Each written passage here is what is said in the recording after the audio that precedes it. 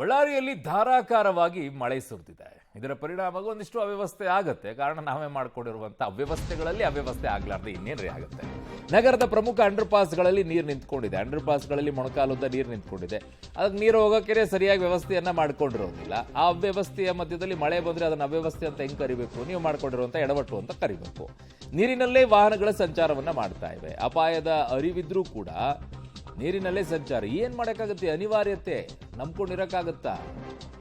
ಜೀವನ ನಡೆಸೋಕ್ಕಾಗತ್ತೆ? ಇವ್ರು ನಂಬ್ಕೊಂಡ್ಬಿಟ್ಟು ವ್ಯವಸ್ಥೆಗಳನ್ನು ಸರಿ ಮಾಡಿ ಅಂತ ಹೇಳಿ ವ್ಯವಸ್ಥೆಯಲ್ಲಿರುವಂಥವ್ರು ಎಲ್ಲಿ ಮಾಡ್ತಾರೆ? ಇವರು ಮಾಡಿಟ್ಟು ಕಟ್ಟಡ ಕಟ್ಬಿಟ್ರೆ ಮುಗಿದೋಯ್ತು. ಆ ಕಟ್ಟಬೇಕಾದ್ರೆ ಅದನ್ನ ಅಂಡರ್ ಪಾಸ್ ಏನು ರೆಡಿ ಮಾಡ್ತಿರ್ತಾರೆ, ಅವಾಗ ಎಷ್ಟು ಪರ್ಸೆಂಟ್ ಹೇಳಬೇಕು, ಎಲ್ಲ ಪರ್ಸೆಂಟನ್ನು ತೊಗೊಂಡ ನಂತರ ಇನ್ನುಳಿದವ್ರಿಗೆ ತಲೆಗಿರೋದಿಲ್ಲ. ಅದು ಆ್ಯಕ್ಚುಲಿ ಟೆಂಡರಲ್ಲಿರುತ್ತೆ. ಅಲ್ಲಿ ವ್ಯವಸ್ಥೆಯನ್ನು ಮಾಡಬೇಕಾಗಿರುವಂಥ ಪಾಲಿಕೆಯವ್ರು ಯಾರು ಇರ್ತಾರೋ ನೋಡಬೇಕು. ಇಲ್ಲವೇ ಇಲ್ಲ. ನೀರು ಹೋಗೋಕ್ಕಿಲ್ಲ, ಬ್ಲಾಕು. ಆಮೇಲೆ ಜನನೂ ಅಷ್ಟೇ. ನೀವು ಹೋಗ್ಬೇಕಾದ್ರೆ ನಿಮಗೆ ಅದರ ಅರಿವಿರೋದಿಲ್ಲ. ಕಾರಿಂದ ಎಸ್ದೆ ಪ್ಲಾಸ್ಟಿಕ್ಕು, ಬೈಕಿಂದ ತಿಂದು ಅಡಿಕೆ ಚೀಟ್ ತಿಂದು ಬಿಸಾಕಿದೆ. ಯಾಕೆ ಅಲ್ಲಿ ತಿನ್ನೋರಿಲ್ವಾ? ಪಾನ್ಪರಾಗು ಗುಟ್ಕಾ ತಿಂದು ಬಿಸಾಕಿರ್ತೀರ, ಬ್ಲಾಕ್ ಆಗಿರುತ್ತೆ. ಬಳ್ಳಾರಿ ನಗರದಲ್ಲಿ ತಡರಾತ್ರಿ ಹಾಗೂ ಬೆಳಗಿನ ಜಾವ ಸುರಿದಂತ ಭಾರಿ ಮಳೆಯಿಂದಾಗಿ ಸಾಕಷ್ಟು ಅವಾಂತರಗಳು ಸೃಷ್ಟಿಯಾಗಿರುವಂಥದ್ದು.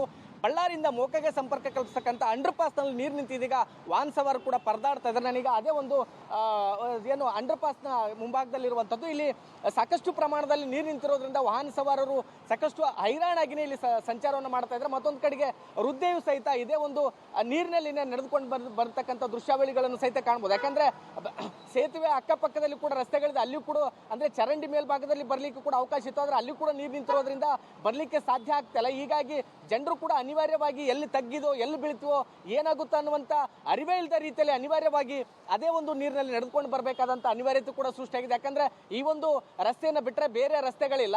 ಇಷ್ಟೆಲ್ಲ ಅರಿವಿದ್ರೂ ಸಹಿತ ನಗರಸಭೆ ಅಧಿಕಾರಿಗಳಾಗಿರ್ಬೋದು, ಜನಪ್ರತಿನಿಧಿಗಳಾಗಿರ್ಬೋದು, ಯಾರೊಬ್ರು ಸಹಿತ ಇಲ್ಲಿ ಒಂದು ನೀರಂದ್ರೆ ಮಳೆ ಬಂದಂತ ಸಂದರ್ಭದಲ್ಲಿ ನೀರು ಸರಾಗವಾಗಿ ಹರಿದು ಹೋಗ್ಲಿಕ್ಕೆ ಒಂದು ಕನಿಷ್ಠ ವ್ಯವಸ್ಥೆಯನ್ನು ಕೂಡ ಮಾಡದೇ ಇರೋದ್ರಿಂದಾಗಿ ಇವತ್ತು ಇಲ್ಲಿ ಜನರು ಮತ್ತು ವಾಹನ ಸವಾರರು ಹೈರಾಣಾಗಿ ಪರದಾಡಬೇಕಾದಂತ ಪರಿಸ್ಥಿತಿ ಕೂಡ ನಿರ್ಮಾಣವಾಗಿದೆ. ಯಾಕಂದ್ರೆ ಇಲ್ಲಿ ಪ್ರತಿ ಬಾರಿ ಮಳೆ ಬಂದಾಗ್ಲೂ ಸಹಿತ ಇದೇ ರೀತಿಯ ಸಮಸ್ಯೆ ಎದುರಾಗುತ್ತೆ ಅನ್ನುವಂಥದ್ದು ಗಮನಕ್ಕಿದ್ದಾಗ್ಲೂ ಸಹಿತ ಅದು ಯಾಕೆ ಇಷ್ಟು ನಿರ್ಲಕ್ಷ್ಯ ವಹಿಸ್ತಾರೋ ಗೊತ್ತಿಲ್ಲ. ಆದ್ರೆ ಬಹುಶಃ ಏನಾದ್ರೂ ಹೆಚ್ಚು ಕಡಿಮೆ ಆದ್ರೆ ಇದಕ್ಕೆ ಯಾರು ಹೊಣೆ ಅನ್ನುವಂಥದ್ದನ್ನ ಸಾರ್ವಜನಿಕರು ಕೂಡ ಪ್ರಶ್ನೆ ಮಾಡ್ತಾ ಇದ್ದಾರೆ. ಸಾಕಷ್ಟು ಅಲ್ಲಲ್ಲಿ ತೆಗ್ಗುಗುಂಡಿಗಳು ಕೂಡ ಇದೆ. ಒಂದ್ ವೇಳೆ ಸ್ವಲ್ಪ ಏನಾದ್ರೂ ಯಾಮಾರಿದ್ರೆ ವಾಹನ ಸವಾರರ ಜೀವಕ್ಕೂ ಕೂಡ ಅಪಾಯ ಬಂದೋಗುತ್ತೆ. ಆದ್ರೆ ಇಲ್ಲಿ ಯಾರೊಬ್ರು ಸಹಿತ ಇದ್ರ ಬಗ್ಗೆ ಗಮನ ಹರಿಸ್ತಾ ಇಲ್ಲ. ನಮ್ ಜೊತೆಗೆ ಇಲ್ಲೊಬ್ಬರು ವಾಹನ ಸವಾರಿದ್ದಾರೆ, ಅವ್ರನ್ನೇ ಮಾತಾಡ್ಸೋಣ. ಸರ್, ಈಗ ಇಷ್ಟೊಂದು ಪ್ರಮಾಣದಲ್ಲಿ ನೀರು ನಿಂತೈತೆ, ಇಲ್ಲಿ ಯಾರು ಕೂಡ ಬಂದಿದ್ರೆ ಸರಿಪಡಿಸತಕ್ಕಂಥ ಕೆಲಸ ಮಾಡ್ತಿಲ್ಲ. ಎಷ್ಟು ಕಷ್ಟ ಆಗ್ತದೆ ಸರ್ ಇಲ್ಲಿ ಓಡಾಡ್ಲಿಕ್ಕೆ? ಇದು ಇವತ್ತಿಂದಲ್ಲ ಸರ್, ಭಾಳ ವರ್ಷಗಳಿಂದ ಈ ಥರದೊಂದು ಸಮಸ್ಯೆಗಳು ವಾಹನ ಸವಾರರಿಗೆ ಕಾಡ್ತಾ ಇದೆ, ಪಾದಾಚಾರಿಗಳಿಗೆ ಕಾಡ್ತಾ ಇದೆ. ಸೊ ಇದು ಎಷ್ಟು ಸಾರಿ ನಾವು ಇದ್ರ ಬಗ್ಗೆ ನಮ್ಮ ಬಳ್ಳಾರಿ ನಾಗರಿಕ ಹೋರಾಟ ಸಮಿತಿಯಲ್ಲೂ ಇದೀನಿ ನಾನು.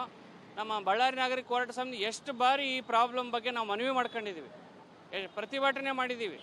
ಇದು ಮಳೆ ಇದ್ದಾಗಲೂ ಕೂಡ ನೀರು ನಿಲ್ತದೆ.